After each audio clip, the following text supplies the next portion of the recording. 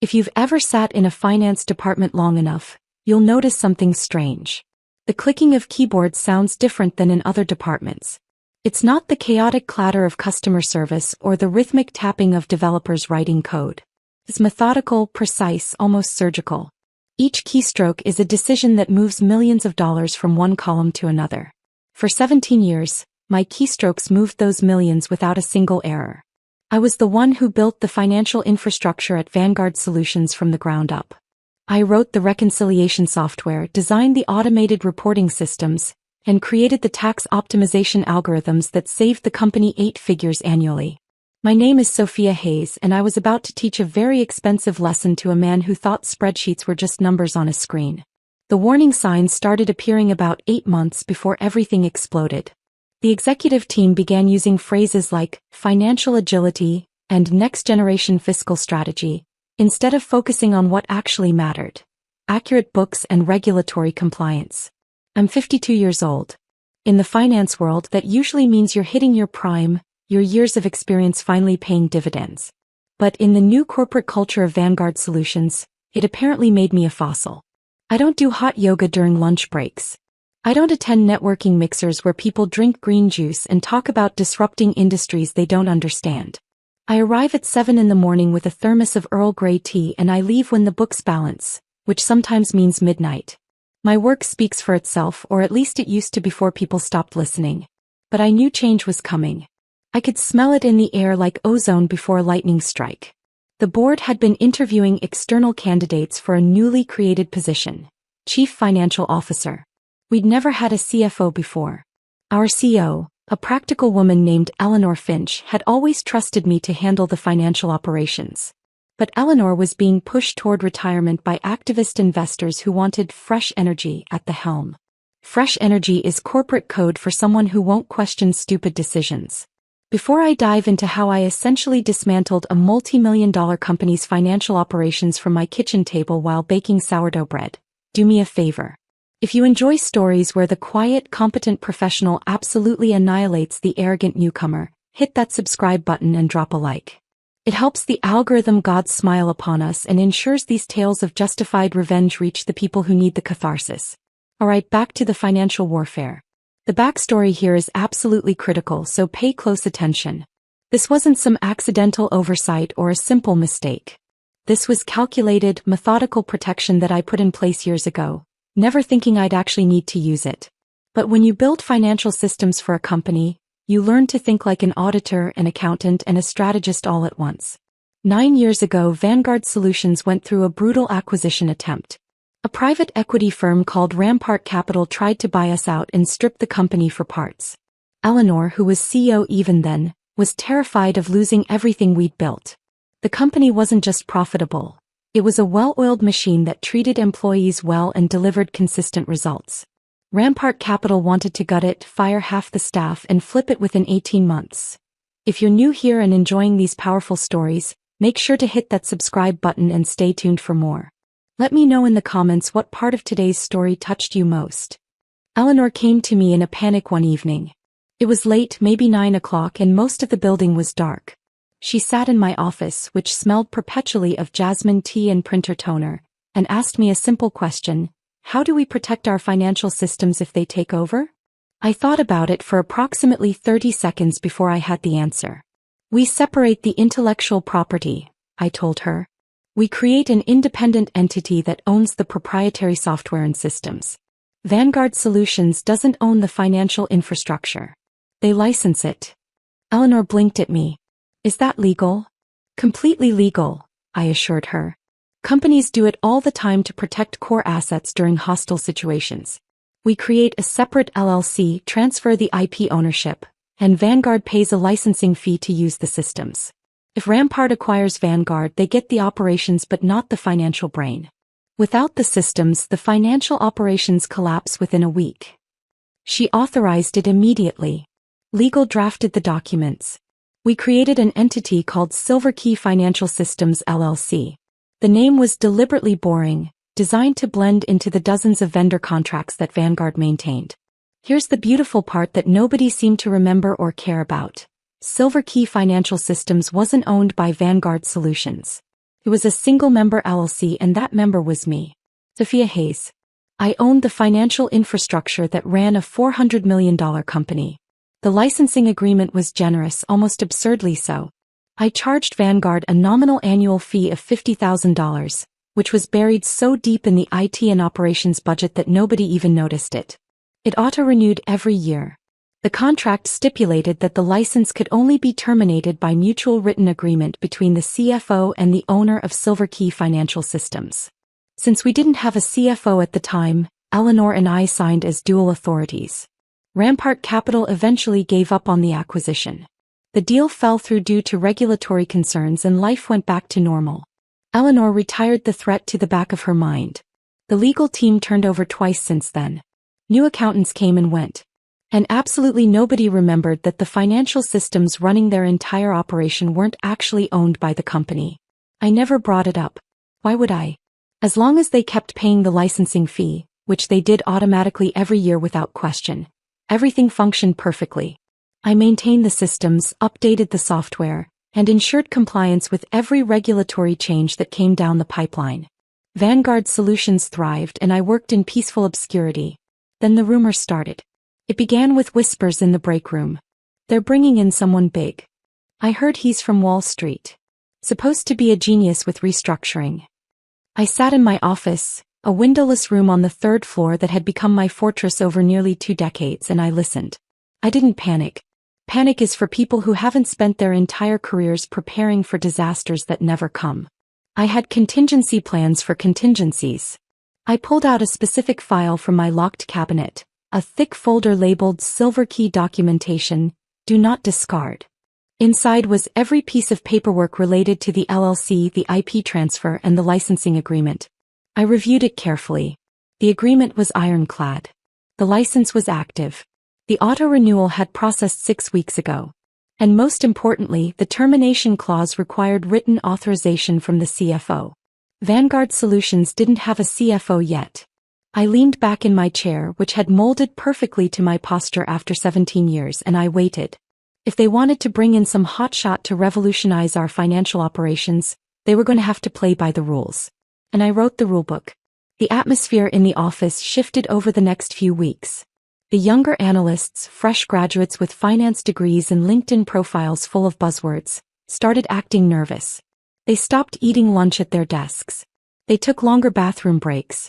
They knew something was coming and they were terrified they'd be caught in the blast radius. I didn't share their fear. Fear is what you feel when you don't have leverage. I had leverage. I had a nuclear option sitting in a filing cabinet, and I was perfectly content to leave it there as long as nobody forced my hand. Then he arrived. His name was Mason Reed, and he looked like he'd been assembled by a committee of people who thought finance executive was a personality type. Tailored suit that probably cost more than my car. Shoes so polished I could see my reflection in them from across the room. Hair that had been carefully styled to look effortlessly casual. He was 41 years old, had Goldman Sachs on his resume, and carried himself with the confidence of someone who had never been told no by anyone who mattered. The announcement came via email on a Monday morning. Please join us in welcoming Mason Reed as our new Chief Financial Officer. Mason brings a wealth of experience in financial optimization and operational efficiency.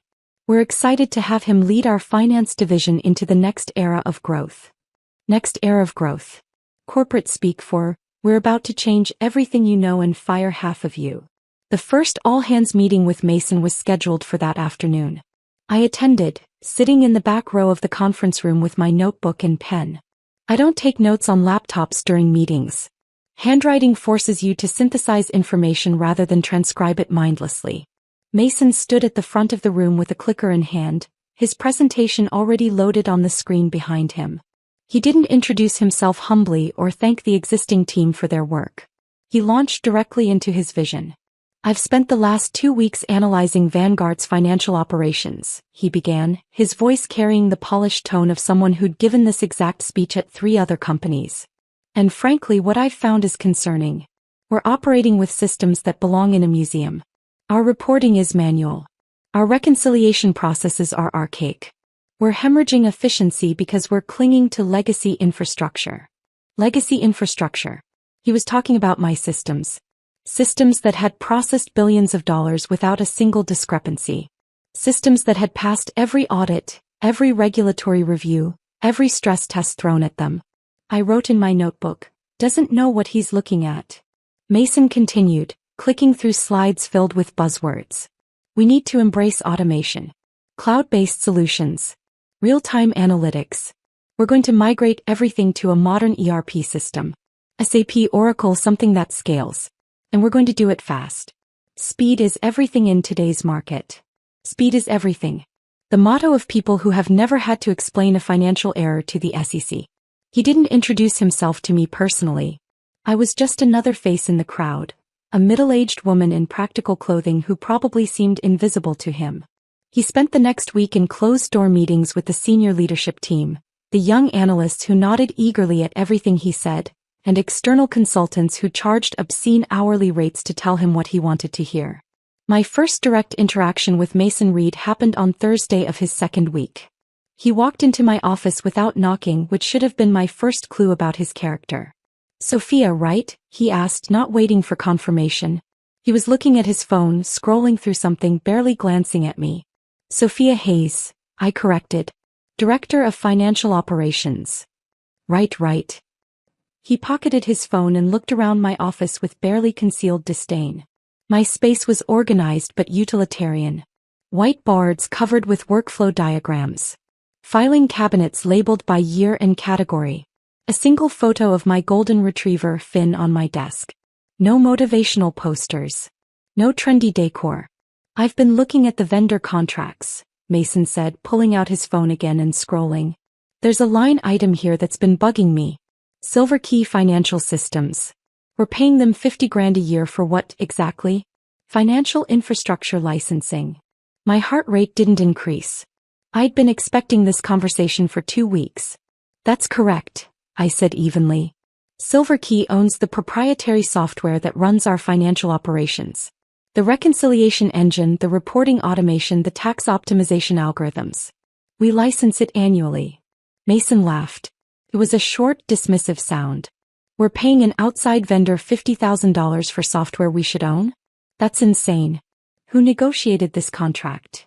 "The CEO and legal counsel 9 years ago," I replied. "It was a strategic decision during a hostile acquisition attempt. The systems were separated to protect intellectual property." "Well, the hostile acquisition didn't happen, did it?"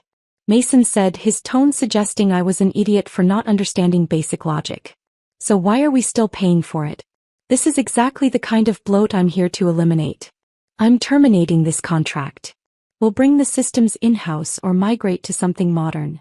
I folded my hands on my desk. "I would strongly advise against that, Mason.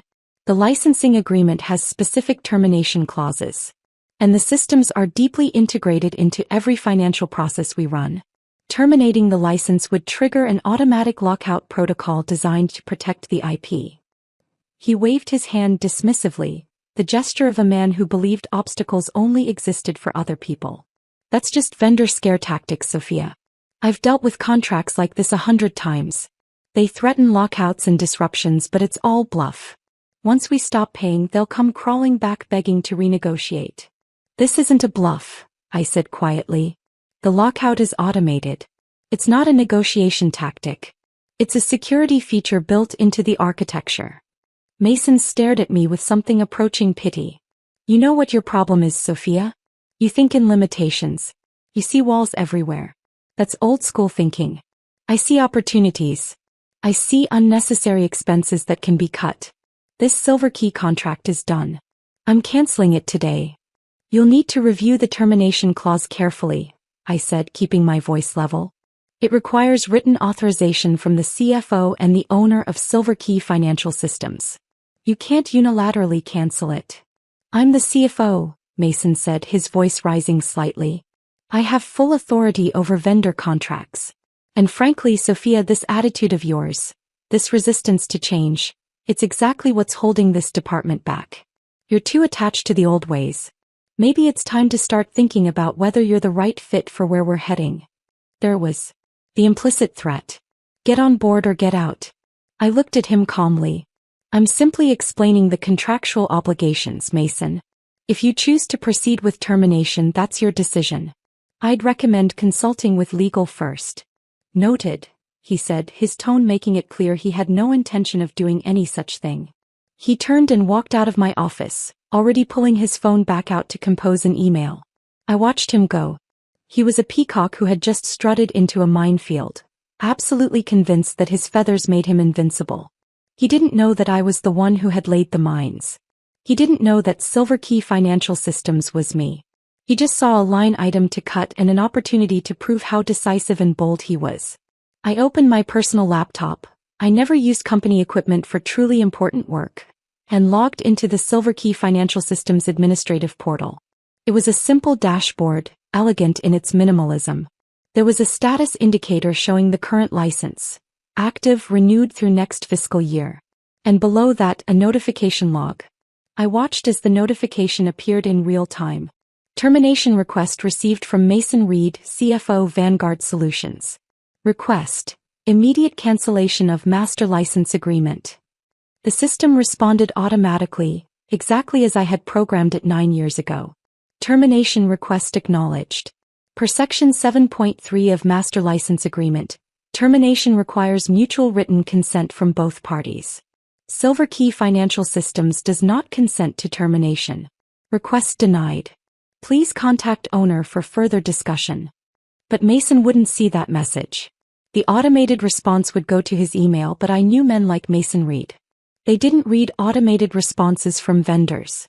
They assumed compliance would be automatic. I leaned back in my chair and looked at the framed photo of Finn. My dog had better judgment about people than most executives I'd met. Well, boy, I said quietly to the empty office, looks like we're going to have an interesting few weeks. I didn't do anything illegal. I didn't plant viruses or delete data or sabotage systems. I simply waited. Because the beauty of being the architect of something is that you know exactly what happens when someone tries to demolish it without understanding how it was built. The license termination wouldn't take effect immediately. The system was designed with a grace period, 30 days. That gave clients time to migrate or renegotiate. It was a reasonable, professional approach. But it also meant Mason had 30 days to realize his mistake. And I was willing to bet every dollar in my 401k that he wouldn't realize it until it was too late. I spent the next 2 weeks working normally. I processed payroll. I ran monthly reconciliations. I prepared reports for the board. I attended meetings where Mason outlined his grand vision for a digital-first financial ecosystem, using terms he clearly didn't understand. He ignored me completely. I had become invisible to him. Just another piece of outdated infrastructure that he'd replace soon enough. The younger analysts orbited around him like planets around a sun, laughing at his jokes, nodding enthusiastically at his ideas, competing for his attention and approval. I watched it all with detached interest, the way you might watch a nature documentary about lemmings approaching a cliff. On day 23 of the grace period, something interesting happened. Mason announced a major initiative, Project Clarity. He was going to migrate all of Vanguard's financial systems to a cloud-based ERP platform within 60 days. He'd already signed the contract with the vendor, a flashy startup called Helix Financial Solutions that promised revolutionary AI-powered accounting. The announcement came in an email marked high importance with 3 exclamation points. I read it calmly, then I opened my calendar. Day 23. 7 days until the Silver Key license expired. Mason was planning to migrate systems that he wouldn't have access to in 1 week. I should have warned him. Professionally, ethically, maybe I had some obligation to send one more email, one more clear explanation of what was about to happen. But I had warned him. I'd explained it in person. I'd documented it in writing. He'd dismissed me as old school, resistant to change, attached to outdated thinking. Sometimes the best teacher is consequences. I went home that evening and made myself a proper dinner. Salmon, roasted vegetables, a glass of Chardonnay. I sat on my back porch, listening to the evening birds, watching Finn chase imaginary squirrels in the yard. My phone was on the table next to me, but it didn't ring. Nobody from Vanguard needed me for anything. I was obsolete, remember? Day 30 arrived on a Wednesday. I woke up at my usual time, 6 in the morning. I made my tea. I took Finn for his walk around the neighborhood, enjoying the cool morning air. I checked my personal laptop. The Silver Key system had logged the license expiration at 12:01 a.m. Status: license expired. Automatic lockout protocol initiated. The financial systems at Vanguard Solutions, the reconciliation software, the reporting automation, the payroll processing, the tax algorithms, everything that made the financial operations function, had quietly, efficiently, and completely locked down. I got dressed in my usual work attire. Practical slacks, a blazer, sensible shoes. I drove to the office, arriving at my standard 7 o'clock. The parking lot was already fuller than usual. That was interesting. People didn't usually arrive early unless there was a crisis. I walked into the building. The receptionist, a cheerful young woman named Amy, looked stressed. "Morning, Sophia," she said, her voice tight. "Have you checked your email?" "Not yet," I replied. "Is something wrong?" "The financial systems are down. Everything. Payroll didn't process last night. The reporting dashboards are showing error messages. Mason's been here since 5 in the morning." "I'll look into it," I said calmly and headed to my office. My email inbox had exploded overnight. Dozens of messages with subject lines like urgent, system failure, and payment processing error, and cannot access financial data. I scrolled through them, reading the increasing panic in the timestamps. The first errors had appeared at 12:03 a.m. By 1 in the morning, the night shift accountants had escalated to management. By 3, Mason had been called in. By 5, he'd sent an all-hands email declaring a critical system emergency and demanding all senior staff report immediately. I took a sip of my tea and opened the Silver Key admin panel. The lockout was functioning exactly as designed. Every access point to the proprietary systems returned the same message. License expired. Access denied. Please contact Silver Key Financial Systems to renew license and restore access. Beautiful. I heard rapid footsteps in the hallway, then Mason burst into my office. He looked terrible. His expensive suit was wrinkled, his perfect hair was disheveled, and his eyes were bloodshot. He'd clearly been awake all night. "Sophia," he said, his voice strained. "Tell me you can fix this. Tell me you have a backup way to access the systems." "Good morning, Mason," I replied calmly. "I assume you're referring to the Silver Key license expiration?" "Yes." He slammed his hand on my desk. "Everything is locked. We can't process payroll. We can't access account data. We can't run reports. The entire financial operation is dead in the water. Our auditors are supposed to arrive next week. We have vendor payments due today. This is a catastrophe." "I warned you this would happen," I said simply. "The licensing agreement had a 30-day termination grace period. You canceled the contract 30 days ago. The lockout protocol is automatic." Mason's face went through several shades of red. "So unlock it. You built these systems, right? You must have override access." "I built them under contract for Silver Key Financial Systems," I clarified. "I don't have access to their licensing controls. You'd need to contact the owner of Silver Key directly. Then give me their contact information." Mason was shouting now. "We need to renew the license immediately. Whatever they want, we'll pay it. Just get the systems back online." I opened my desk drawer and pulled out a business card.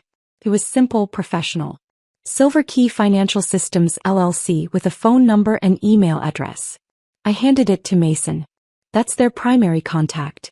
I'm sure they'll be happy to discuss license renewal terms." He grabbed the card and stormed out of my office, already dialing the number on his phone. I waited exactly 90 seconds, then my personal phone rang. The caller ID showed the Silver Key business line. I answered. "Silver Key Financial Systems, Sophia Hayes speaking." There was a long, beautiful silence on the other end. I could hear Mason breathing, could almost feel the gears in his brain grinding as he processed what I'd just said. "You," he finally whispered. "You own Silver Key." "I do," I confirmed. "I'm the sole owner and operator. Has been for 9 years. You did this on purpose. You sabotaged us." "No, Mason," I said, my voice perfectly level. "You sabotaged yourself. I built systems to protect Vanguard Solutions from hostile acquisition. You chose to cancel the license that kept those systems running. I warned you explicitly about the consequences. You dismissed those warnings as old-school thinking. Turn them back on," he demanded. "Right now." I'd be happy to discuss license renewal, I said. My office hours are 9 to 5 Monday through Friday. I can schedule a consultation to review the terms. This is extortion. No, Mason. Extortion is illegal. This is a contract dispute. You terminated a vendor agreement without understanding the dependencies. Now you'd like to renew that agreement. These things happen in business. He hung up on me. I smiled. It was a small smile, just a slight curve at the corners of my mouth. I finished my tea. It had gone lukewarm, but it still tasted like victory. The morning deteriorated rapidly for Vanguard Solutions. I could hear the panic spreading through the building like wildfire. Phones were ringing constantly. People were running between offices. Someone from IT tried to bypass the lockout by accessing the server directly, only to discover that the financial database was encrypted with a key that regenerated based on the active license status. No license meant no key. No key meant the data was useless gibberish. Mason tried calling me 4 more times in the first hour. I didn't answer. He was operating on panic and anger. Those aren't productive emotions for negotiation. At 9:30, Eleanor Finch called me. She was technically retired but still served on the board as an advisor. Sophia, she said, her voice warm but concerned. I heard we're having some difficulties with the financial systems. We are, I confirmed. The Silver Key license expired. You remember Silver Key, Eleanor? We set it up together 9 years ago. There was a pause. Oh my God, Eleanor said quietly. I'd completely forgotten. The IP protection strategy. That was brilliant at the time, but Sophia, this is causing serious problems. Mason is threatening to sue you for sabotage. He can threaten whatever he likes, I replied calmly. I've broken no laws. I warned him about the license expiration. He chose to proceed with termination. Now he's experiencing the consequences of that decision. What do you want, Sophia? Your job back. I laughed. It was a genuine laugh, the first I'd had in months. God no. Why would I want to work for a company that hired Mason Reed and empowered him to dismantle 17 years of careful work? I don't want a job, Eleanor. I want a contract. What kind of contract? A proper licensing agreement. Market rate, not the discounted rate I was giving you out of loyalty. Multi-year term, non-cancelable without mutual consent. And Mason Reed agrees in writing that he will not interfere with financial operations architecture without consulting the vendor. Me. That's going to be expensive, Sophia. Considerably less expensive than the alternative, I said. Which is rebuilding your entire financial infrastructure from scratch. That'll take 9 months minimum, cost several $1 million, and you'll lose at least 3 major clients when you fail the upcoming audit due to missing financial records. I'm offering to turn the systems back on today for a reasonable ongoing fee. Eleanor sighed. I'll talk to the board. But Sophia, Mason is not going to take this well. Mason doesn't have a choice, I replied. He's learning a valuable lesson today. In finance, the person who built the foundation holds all the leverage. He should have learned who actually owned the house before he tried to renovate it. The call came at 2 in the afternoon. Not Mason this time. The board's legal counsel, a sharp woman named Vivian Cross. Ms. Hayes, Vivian said, her tone professional but strained. I've been asked by the board to negotiate license terms with Silver Key Financial Systems. I'm listening, I said. The board is prepared to reinstate the previous licensing agreement. $50,000 annually, same terms. No, I said simply. No. The previous agreement was a friends and family rate, Vivian. I gave it to Eleanor because I trusted her leadership and I was loyal to the company. That company fired that leadership and brought in Mason Reed. The friends and family discount no longer applies. What are your terms? I slid a document across my desk even though Vivian couldn't see it.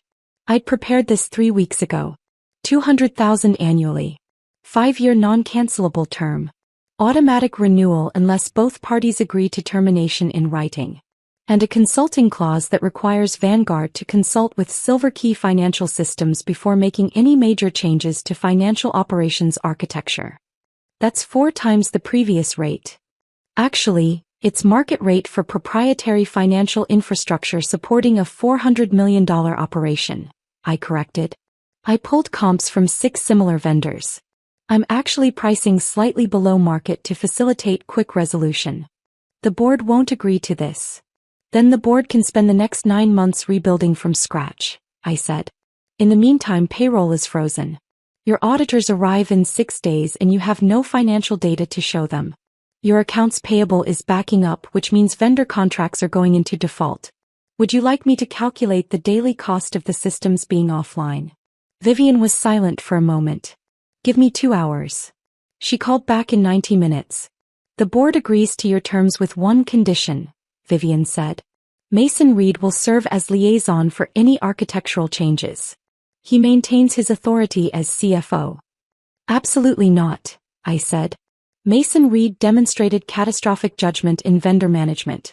I won't work with someone who cancels critical contracts without due diligence. If Mason Reed remains as CFO, the price goes up to $300,000 annually, and I reserve the right to refuse consultation on any initiatives I deem reckless. Another silence. I could hear muffled voices in the background, someone arguing. Hold on, Vivian said. I was excellent at holding. Patience is a superpower in negotiations. Vivian came back on the line 5 minutes later. The board would like to know if you'd be willing to return as an employee. Director of Financial Operations, reporting directly to the CEO, not to Mason. No, I said. I don't want to be an employee.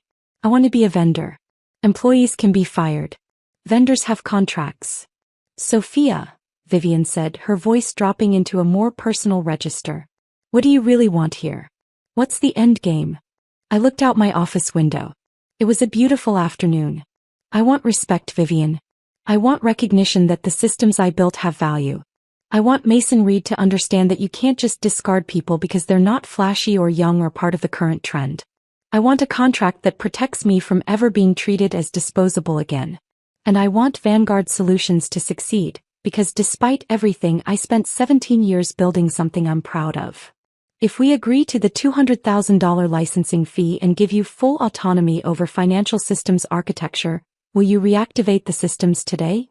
Yes, I said. Send me the signed contract. I'll have the systems online within 30 minutes of receiving it. Done.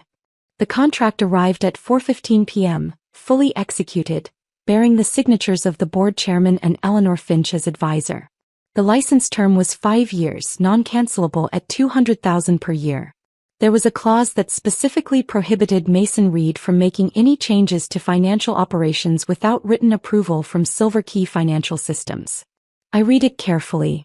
Legal had actually done an excellent job. The contract protected both parties fairly while giving me the autonomy I needed. I opened my laptop and logged into the Silver Key admin panel. The license renewal process was simple.